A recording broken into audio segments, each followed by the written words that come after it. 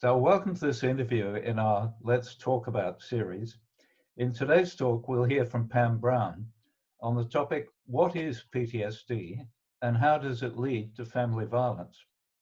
Pam has long experience in issues surrounding family violence as a registered psychologist with a practice that focuses on trauma survivors. She is a former chair of the EMDR Association of Australia and a board member of the RAG for Family Safety. She heads up our trauma recovery network, which she will describe in her talk. Now, Pam, over to you, but we're going to do this in interview style. So when did we first understand that trauma existed, Pam? Well, I think it's kind of interesting. Trauma is a word that people use a lot now, and yet trauma's been around ever since the beginning of man, really. Trauma is how we normally react to abnormal events. It's a physiological response, what we call the fight or flight response now, but it is just part of human nature. It's how we exist.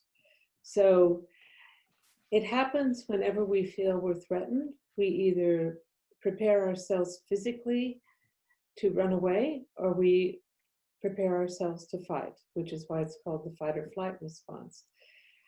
It didn't really start getting described or written about until the late 1800s, when doctors began describing something that would happen to veterans from the Civil War, from the Crimean War, and started writing about these symptoms. They kept seeing these same symptoms over and over again in soldiers from war.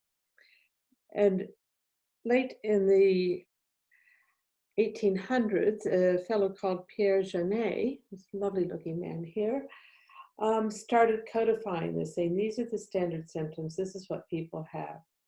And so initially it was associated with war.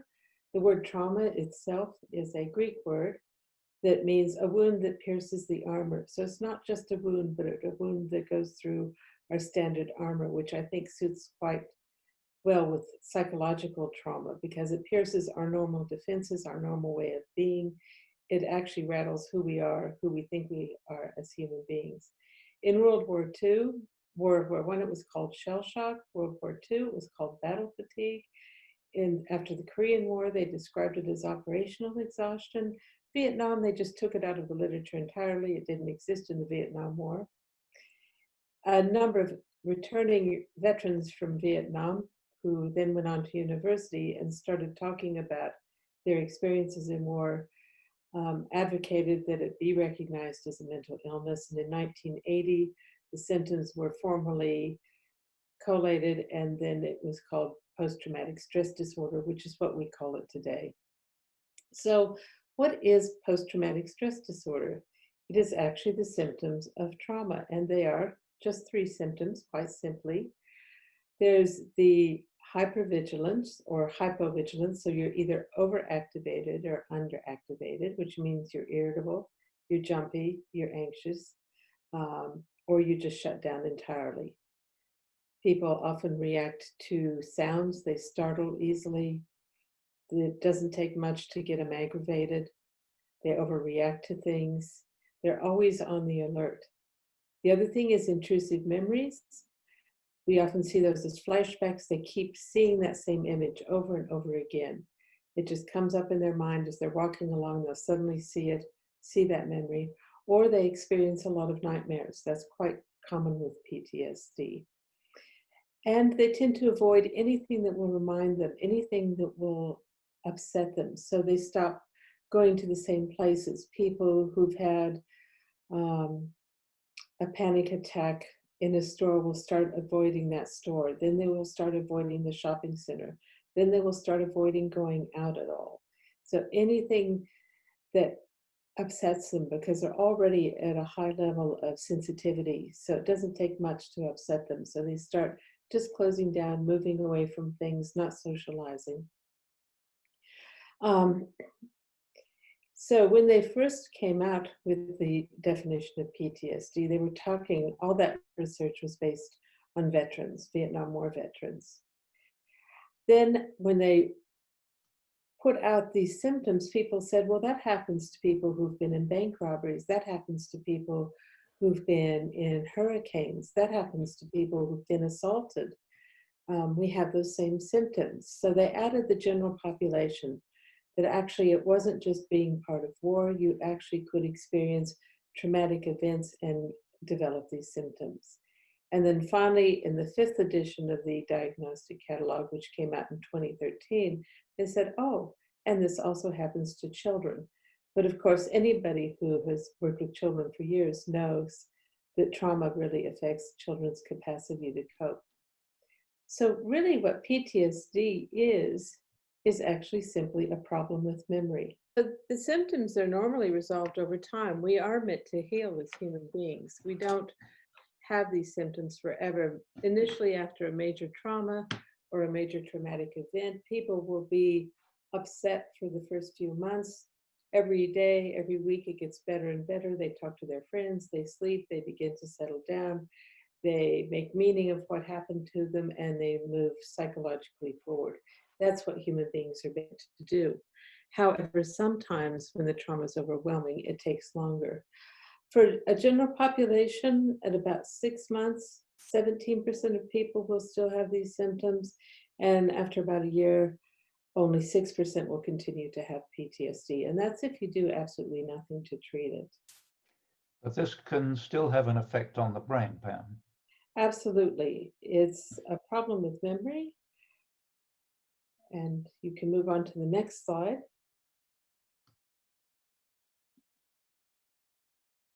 I move on to the next slide. Yes, I move on to the next slide.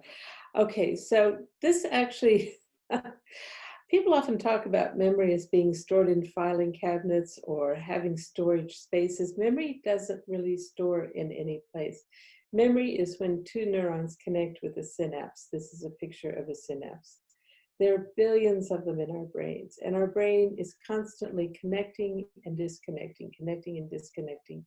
So unless those neurons are connected, the memory is not existing until the neurons reconnect.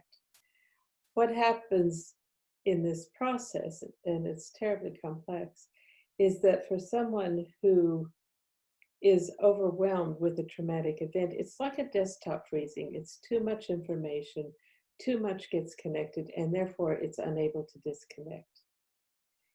And that's what causes these long-term flashbacks, nightmares, that the connections just don't move forward. They're frozen in time.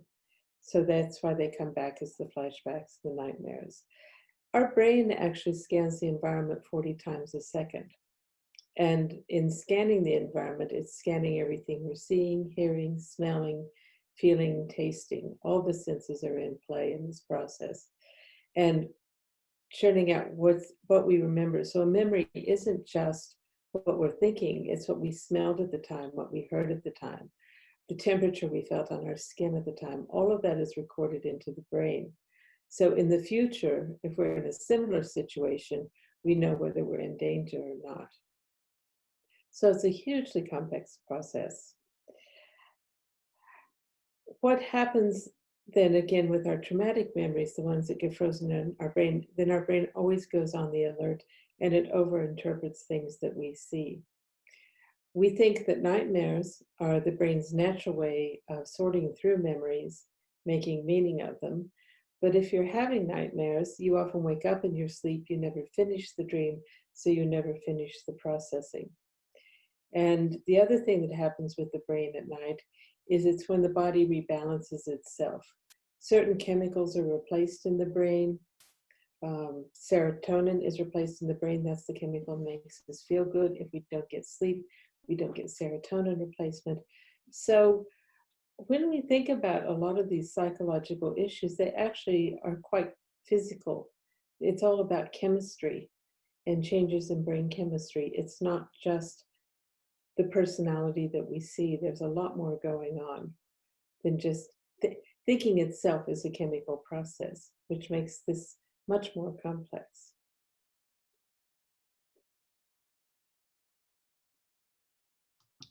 So is it possible to treat trauma effectively, Pam? It is. Initially, various drugs were used, but after the definition of PTSD in 1980, there was a treatment developed that actually helped desensitize these um, highly active memories. And that was called EMDR, which stands for eye movement desensitization and reprocessing. That was first introduced in 1989. People started using it. A lot of research has been done on that technique in the last 30 years. It continues to be used and continues to be evidence-based, recognized by lots of organizations. One of the most significant recognitions was 2013 by World Health. The other treatment that has been shown to be effective is the trauma-focused CBT. What both of those treatments do is they actually force the person to go back and look at that memory. As I said earlier, people tend to avoid memories. And in avoiding memories, they never work through them, they never resolve them. So they try not to think about it because they don't like feeling upset, but in not thinking about it, then they never get through it and move it forward. So the only way to actually treat PTSD is to get people to go back and look at those memories. Now, with trauma-focused CBT, it's a very long process. They repeat the story over and over again, and eventually the brain, with some guidance, will say, look, actually, it's not happening now. EMDR, which is much quicker, is you get them to think of the memory, and then, and this is what is unusual about it, you apply what we call bilateral stimulation. Initially, we started with eye movements back and forth. That connects the left brain and the right brain. It seems to replicate the rapid eye movement sleep, and people will go back and experience the emotions but work through them. And at the end of a session, which is 20 to 40 minutes, people will still be able to remember what happened, but they don't have any of the distress, the physiological distress that goes with that memory. So what actually happens there, Pam, is that the brain changes during this process? The brain actually changes. Here's a SPECT scan, and this is a brain surface scan is what the SPECT scan is. One of the exciting things about psychology over the last 10 or 15 years is our capacity to actually film and to take pictures of what we're seeing in the brain, which was not available before. So previously is a brain that from a woman who has PTSD, and that's a picture after 40, 90-minute sessions. So the brain is now calm, it's not active, she's not agitated, she's not anxious, she's not panicky. The real issue with PTSD is that the people who have it are the ones that are the most difficult to get well. They're the most difficult to treat. They're the ones who end up in psychiatric institutions, in prisons. They represent a high proportion of the homelessness. So while it's not the majority of the population that have PTSD, in fact, it's quite a small number, normally about 5%, that small number makes up the greatest demand for mental health treatment. So And this can happen from a very early age, I think, Pam. yes, indeed it can. And in fact, as I said earlier, anyone who works with people, and particularly children, can see that children who've not been treated well are more anxious. They're more vulnerable to problems. So in 1997, while we've known this literally for 100 years or so, in 1997, the Adverse Childhood Experiences Study was developed in California, and it looked at 17,000 adults. And it asked them 10 simple questions about their childhood. Had they experienced abuse, either physical, emotional, or sexual, any neglect, physical neglect or emotional neglect, or was there dysfunction in their household, mental illness, a relative in prison, the mother treated violently, substance abuse, or divorce. And what they found was that if children had experienced, most people, about 85, 90% have experienced at least one of these. So it's not this very rare thing happens. Every family has a bit of issues in it in various places. But what they found was that if you had 4 or more of these experiences in childhood, then as adult, you were 4 times as more likely to have physical ailments such as heart disease, liver problems, um, breathing problems, and you were also 4 times more likely to have depression.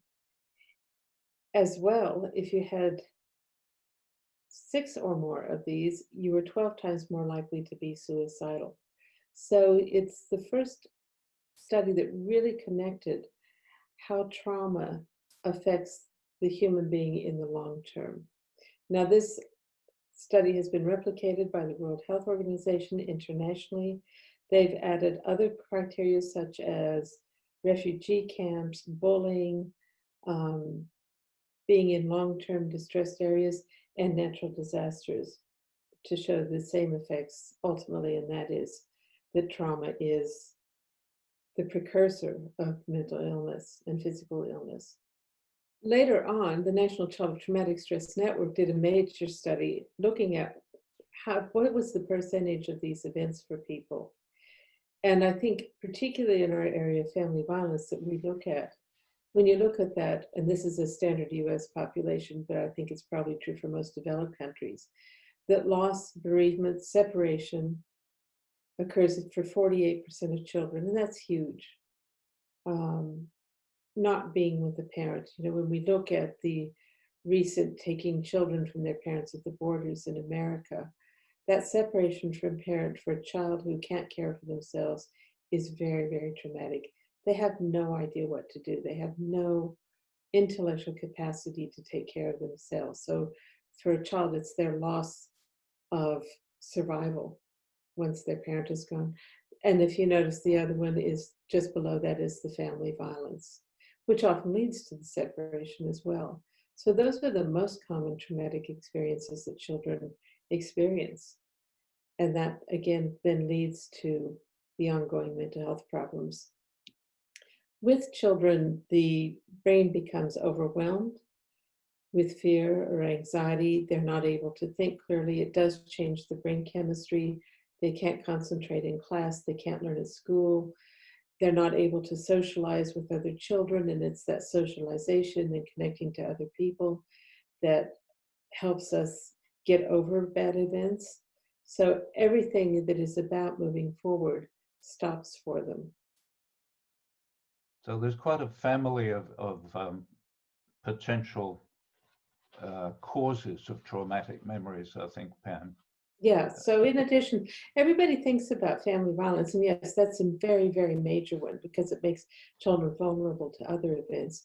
But it's violence itself, it's this attack on the sense of who we are as a human being that it underlies all of this. And again, I don't want to scare people that the world is an awful place. It's a small percentage, but it's a significant event.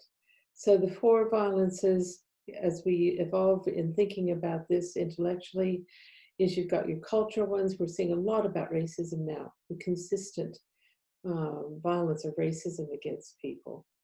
The structural violence, which is your poverty, hunger, unemployment.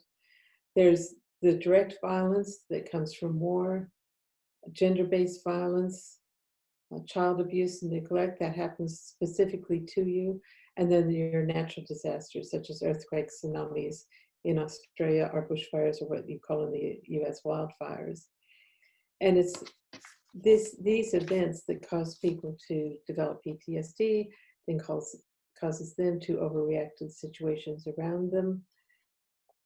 The question really, when you're working with people, isn't what's wrong with you, but what happened to you? What happened to you to make you the way you are? What is that event? What is that memory that is driving this personality change and physical change in you? So could we have an idea of what's the extent of the problem? We've obviously had traumatic events going on for many years, Pam, but what do we know about the scale of the problem and what we've been able to do about it? Now, the recent estimates that in the world population, there's about 7.5 billion people, 1.45 billion individuals, about 20% have experienced war. And we're still alive in 2015. 354 million adult war survivors suffer from PTSD or major depression, and the global burden of PTSD is about 500 million. So this is all estimated by Rolf Carrier, who's a past UN economist, and that is the global burden of trauma. And when you take that number of people and say, but these are the people who are going to have mental health problems, who are going to have physical health problems, these are the people who dominate our services, our hospital services, our care services, our emergency services, our homelessness services.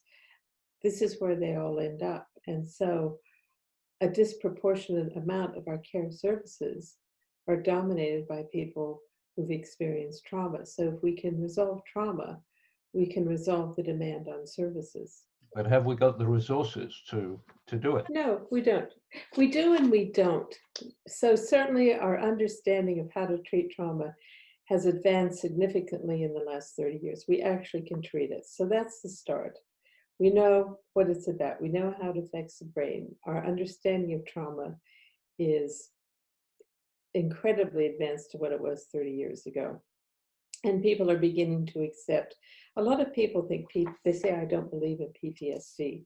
But now a lot of people are saying, yes, I do understand. This is actually a very real situation that occurs. It's not faked. It's not people being needy. It's actually is a dysfunction of the brain that can be cured. So we do have specialized trauma therapies. A lot of psychologists, psychiatrists, other specialists can treat and do treat trauma. There just aren't enough of them. What we actually need to do now that we know what actually works with trauma is we need to start teaching other professionals how to deal with this. When a group of trauma therapists went into Sri Lanka after the tsunamis to treat people, they were going to teach other mental health practitioners there how to do that. What they discovered was that there were no psychiatrists and there were no psychologists. So they had to say, who in the community can we teach how to treat trauma? And so they were working with nuns, they were working with people who had been religious counselors or just general counselors, school teachers, that sort of thing.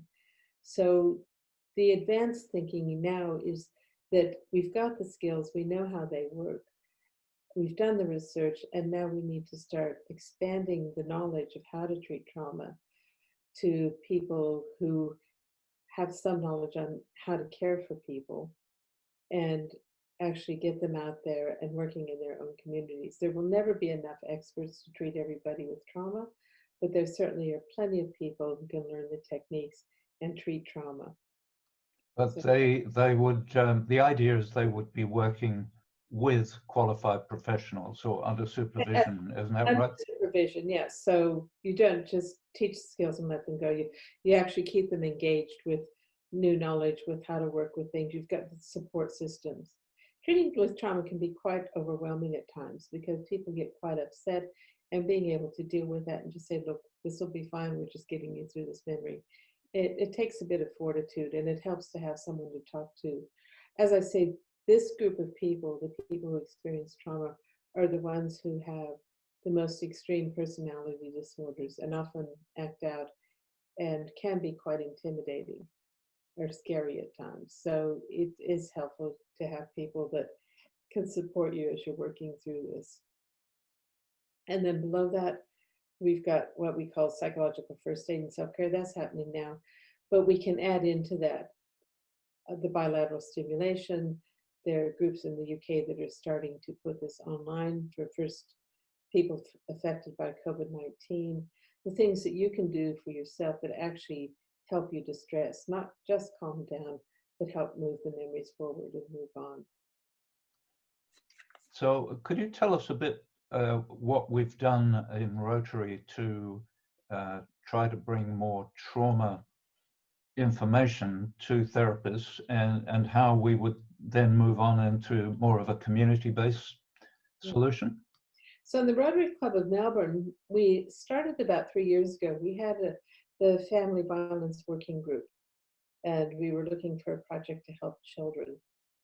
And what we did was we trained 30 professionals who work specifically with children in how to treat trauma. So these are professionals that work in government agencies and other agencies. One was the Royal Children's Hospital Child and Adolescent Sexual Assault Unit.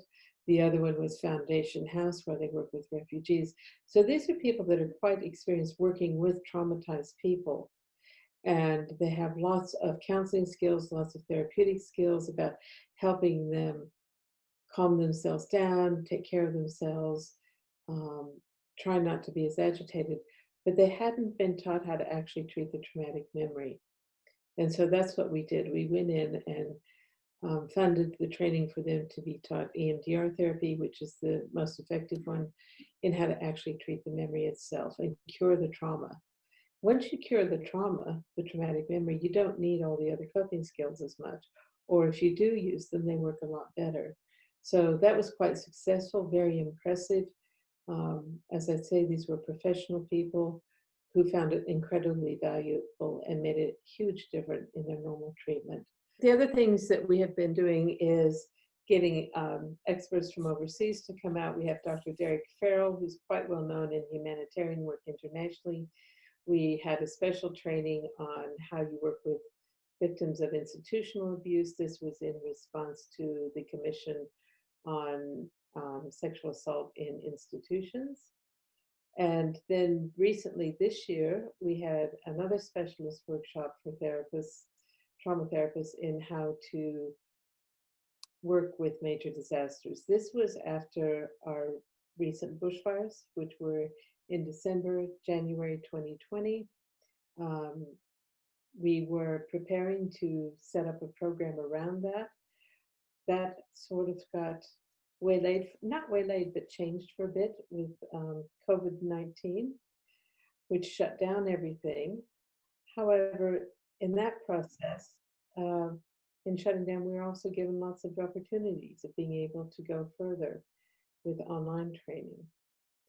We are currently, in this aspect, developing a trauma recovery network for disaster response in Australia that will be working towards specific techniques to get trauma treatment to people as quickly as possible so they can become well as soon as possible.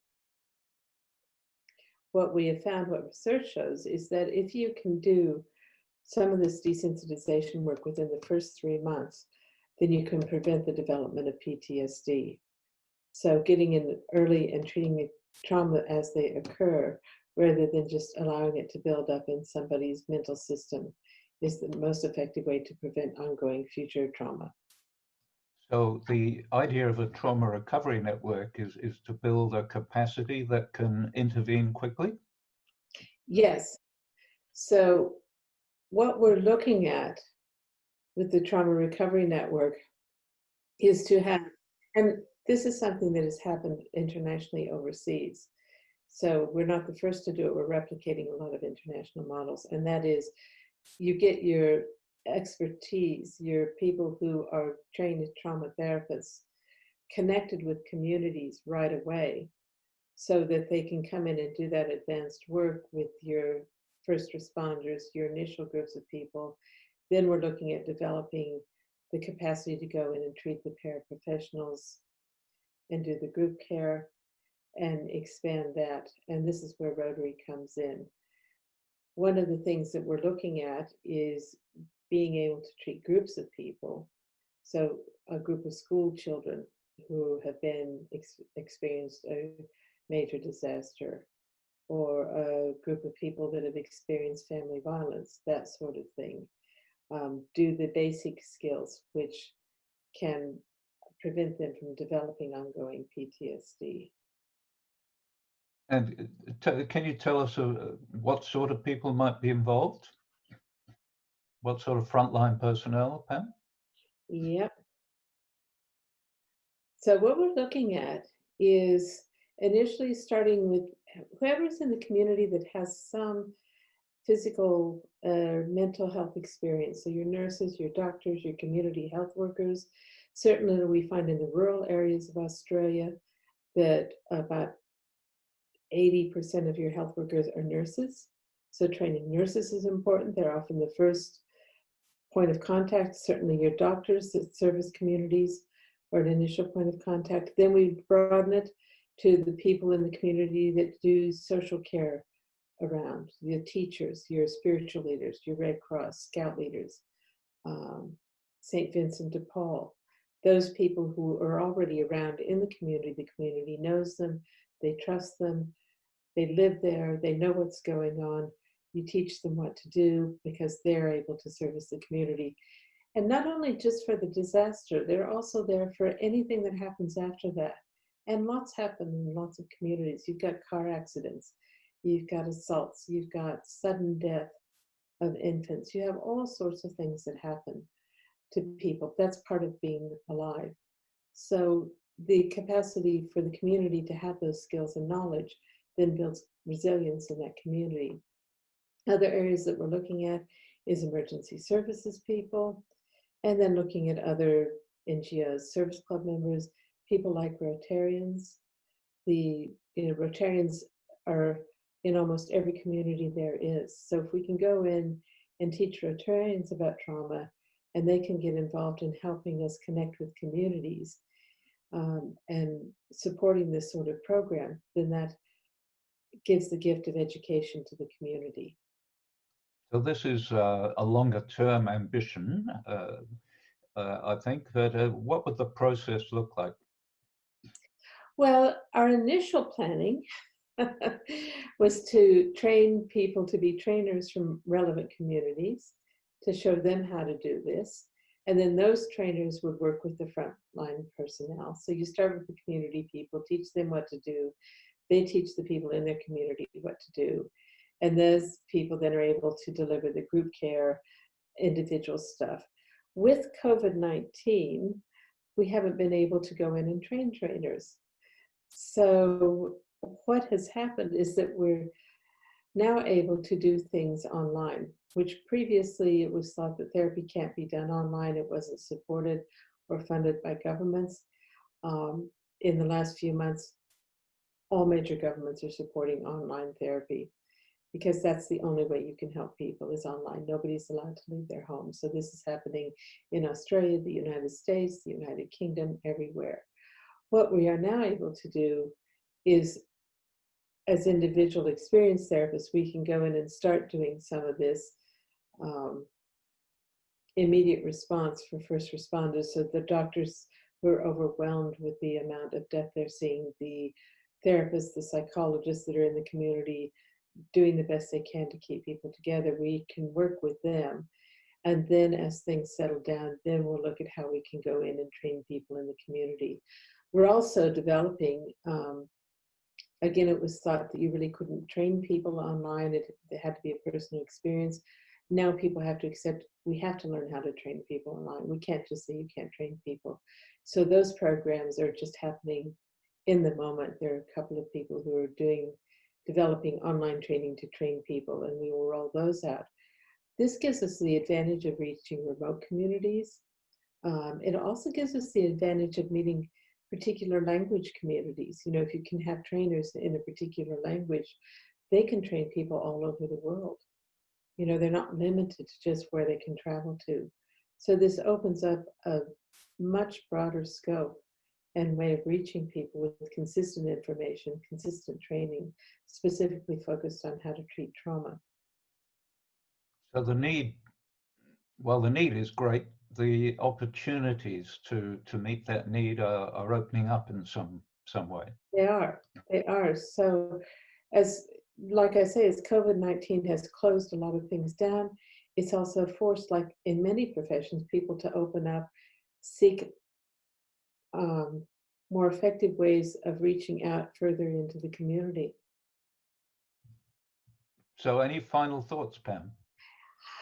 I think these are the final thoughts that Derek Farrell left with us. And he's worked internationally in some of the most extreme disaster areas, using, teaching psychologists, teaching how to treat trauma, working with highly traumatized populations.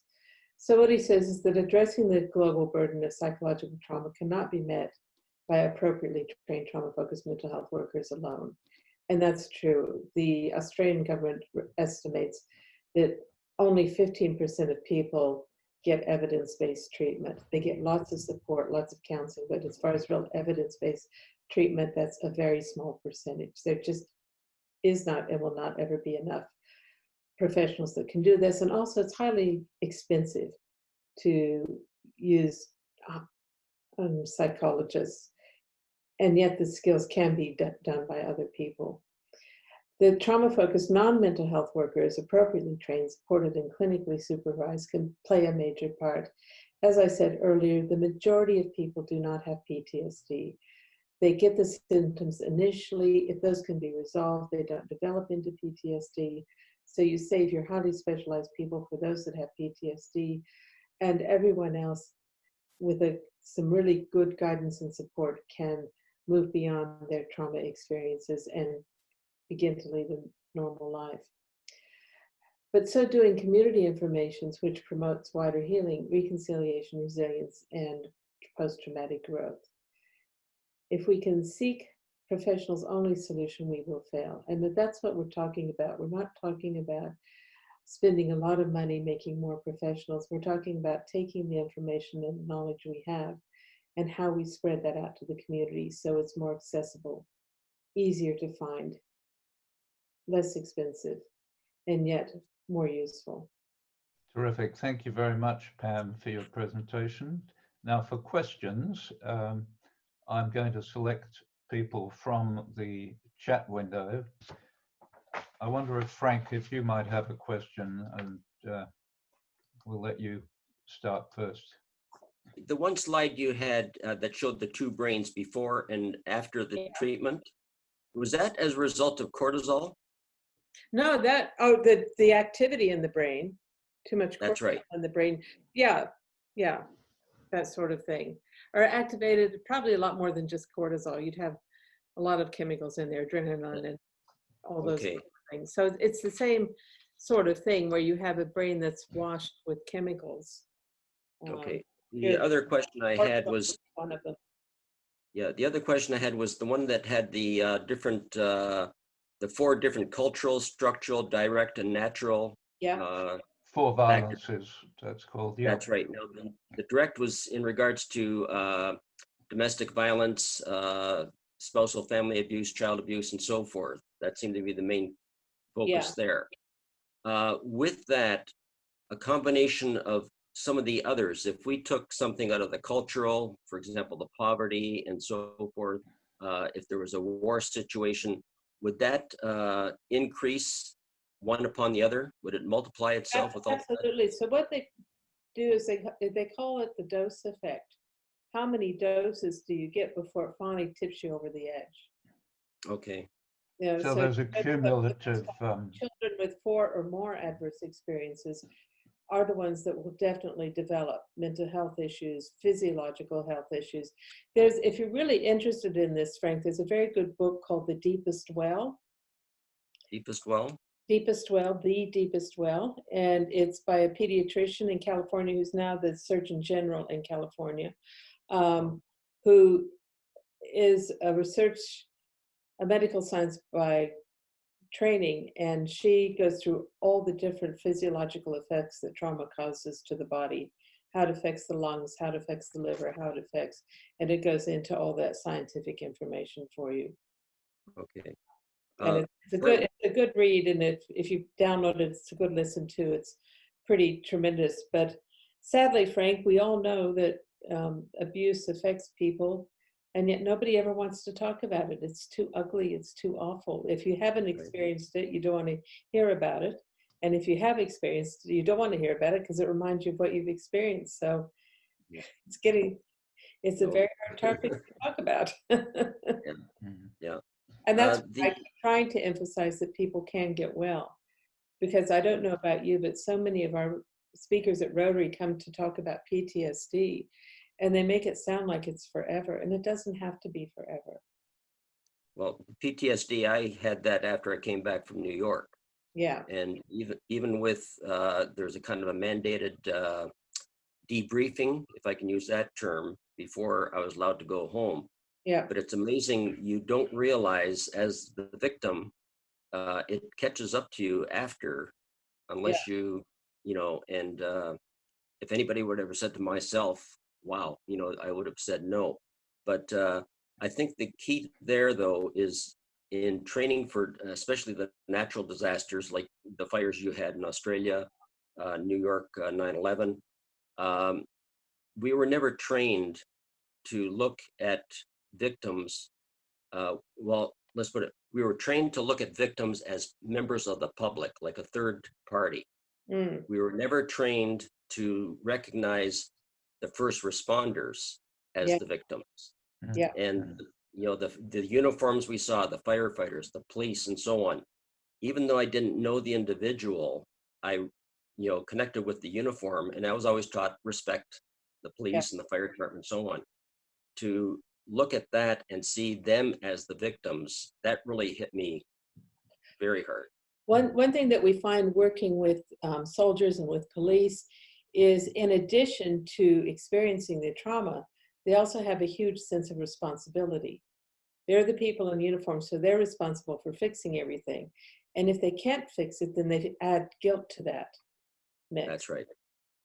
And so it's what we call the moral wound. So not only are they traumatized by the whole overall experience, they also have a lot of guilt because they couldn't fix it and they were responsible. And even though logically there's nothing they could have done, they still have that sense, but I should have been able to do this. Yeah. So they carry that guilt as well. Yeah, if we as trained professionals have that, can you imagine what happens with the public? Absolutely. Yeah. You know, so, okay, thank you very much. Well, I will say, Frank, because I love to talk, but I think when people talk about survivor guilt, I don't think it's they're guilty because they survived. I think it's that realization of how close they came to dying, how close it all was. It's really scary. It's as human beings, this realization that we can lead wonderful lives and suddenly a big thumb can come out of the sky and squish us like an ant. It is very unsettling as a human being. Thank you. I think we'll stop questions there so we can take more when we show this as a recording. It's been a fascinating session. We've learned a lot. Thank you both very much for coming along.